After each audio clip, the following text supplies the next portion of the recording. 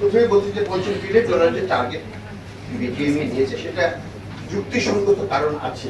যুক্তিসঙ্গত কারণ আছে এই জন্য আমরা জানি হিস্টোরিক্যালি ইকোনমিক রিলেশনশিপে trade gross faster at about double the pace of economic growth.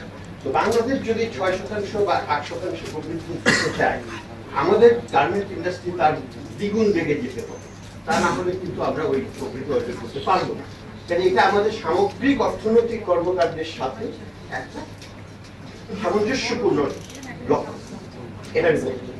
2 নম্বর কথা যেটা আমি আরেকটা কথা বলতে চাই, যারা পেসিমিস্টিক তাদের উদ্দেশ্যে, যে সেটা হচ্ছে যে বাংলাদেশ কিন্তু গত 5 বছরের সামগ্রিক অর্থনীতিতেও $100 বিলিয়ন থেকে $200 বিলিয়ন আমরা উন্নতি করেছি জাতীয় আয়, এবং এটা একটা রিমার্কেবল পারফরমেন্স। এবং কাজেই আমরা যদি আমাদের জাতীয় আয়কেই ডাবল করতে পারি 5 বছরে, আমরা কেন গার্মেন্টস সেক্টরকে 5 বছরে ডাবল করতে পারবো না? সেটা একটা লেজিটিমেট কোশ্চেন, এবং টার্গেটকে নিয়ে আমি প্রশ্ন করছি না। প্রশ্নটা আমি যেটা করবো সেটা হচ্ছে যে the task is not easy either. আমি 5 কেজি থেকে 10 কেজি তুলতে পারবো, 10 কেজি থেকে 20 কেজি পর্যন্ত তুলতে পারবো, 20 থেকে 40 তুলতে কষ্ট হবে, 40 থেকে 80 তুলতে আমাকে একটা যন্ত্র ভাড়া করতে হবে। তো এই যে চ্যালেঞ্জ, অর্থাৎ আমাদের বেসটা বড় হয়ে যাচ্ছে। 5 বিলিয়ন থেকে 10 বিলিয়নে যাওয়া কষ্টকর হয় না, কিছু 25 থেকে 50-এ যেতে আমাকে ট্রেনের ব্যবহার করতে হবে, অর্থাৎ we need heavy lifting of this economy and the investment requirements. এখানে আমি প্রথমেই যেটা টাচ করব সেটা হচ্ছে যে বিনিয়োগ কতখানি লাগতে পারে।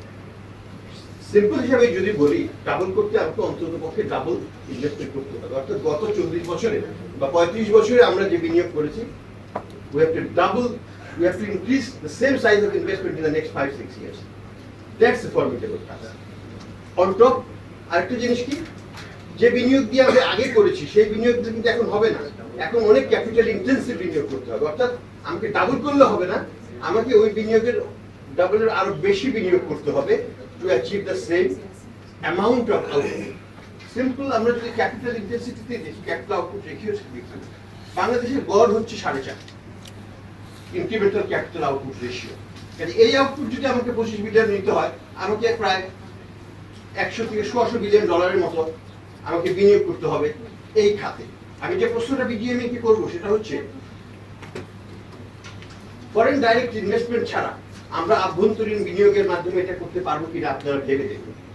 আপনাদের যে পলিসি সেটা হচ্ছে যে আমরাই করব, বাইরে থেকে আমরা ডিসকারেজ করি। সেটা I see that merit of that from your angle, but I see an inconsistency, যেটা ফরেন ডাইরেক্ট ইনভেস্টমেন্ট যদি আমরা গার্মেন্ট খাতে না দিই, তাহলে কিন্তু আমরা এই $100 বিলিয়ন বিনিয়োগ আমরা বাংলাদেশের আভ্যন্তরীণ খাত থেকে পারবো বলে আমার মনে হয় না।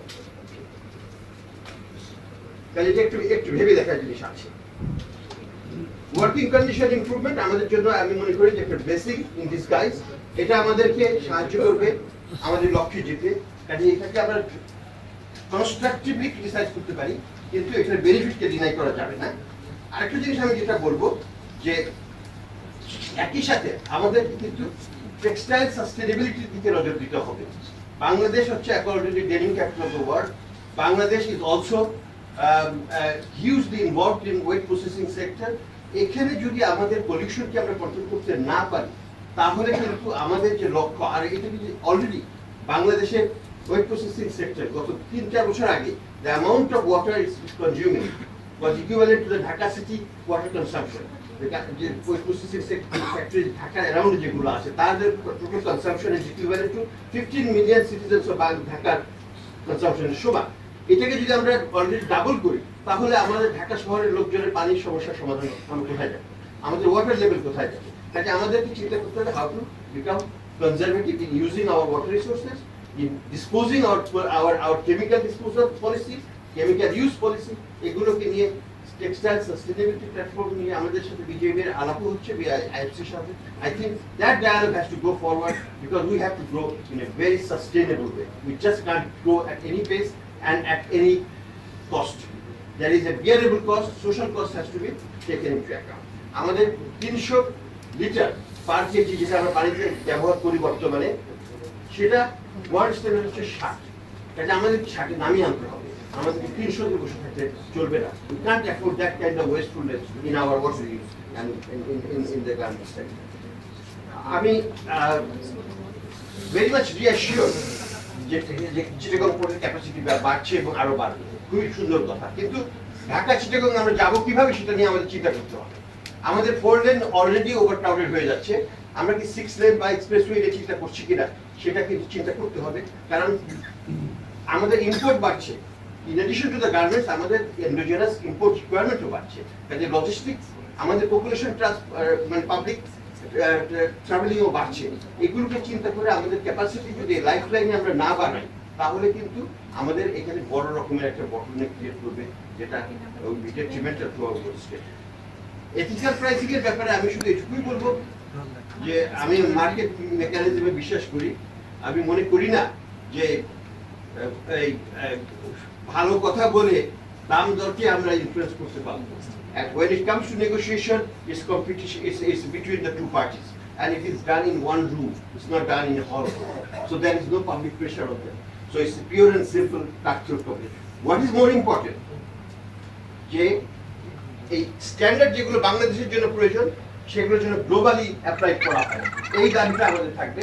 এটা যদি করা হয় তাহলে ভিয়েতনামের কস্ট বাড়বে, ক্যাম্বোডিয়ার কস্ট বাড়বে, মিয়ানমারের কস্ট বাড়বে, আমারও কস্ট বাড়বে। So all sourcing globally will increase and we will be competitive in relative terms. It's a relative competition that matters. It's not the absolute competition. So আমাদেরকে এদিকে নজর দিতে হবে যে আমাদের স্ট্যান্ডার্ডটা শুধু আমাদেরকে অ্যাপ্লাই করো না, গ্লোবালি অ্যাপ্লাই করো। We will face the competition under that new regime. So এটা যদি করতে পারি তাহলে pricing policy automatically will take care of itself. Nobody will be able to supply undercut Bangladesh, and we will be at par with more competitive than others. Finally, I would say competition আসবে আমাদের inherent competitiveness বৃদ্ধির মাধ্যমে আমরা এটা করতে পারি। আমাদের market share কিন্তু বাড়াতেই হবে, 5 থেকে 8-এ যেতে হবে, যেটা বিজেএমএইচএম ভালোই বলছে, সুন্দরভাবে বলছে। 5 থেকে 8-এ যেতে আমাদেরকে অন্যদের কাছ থেকে আমাদের মার্কেট শেয়ার নিতে হবে। Good thing, China is going to lose something, so we can cannibalize on China, that is for sure. কিন্তু আমাদের কি মিয়ানমার, ভিয়েতনাম, ক্যাম্বোডিয়া অন্যদের কাছ থেকে তো আমাদের কম্পিটিশন ফেস করতে হবে। কাজে আমি মনে করি আমাদের ইনহেরেন্ট ডোমেস্টিক কম্পিটিটিভনেস বাড়াতে হবে, লেবার স্কিল বাড়াতে হবে, ক্যাপিটাল ডিপেন্ডিং করতে হবে। এগুলো যদি আমরা করতে পারি তাহলে কিন্তু $50 বিলিয়ন টার্গেট অ্যাচিভ করা আমাদের জন্য কোনো মতেই কঠিন কিছু নয়, আমি আশা করি। ধন্যবাদ। অনেক ধন্যবাদ। সাদিকা।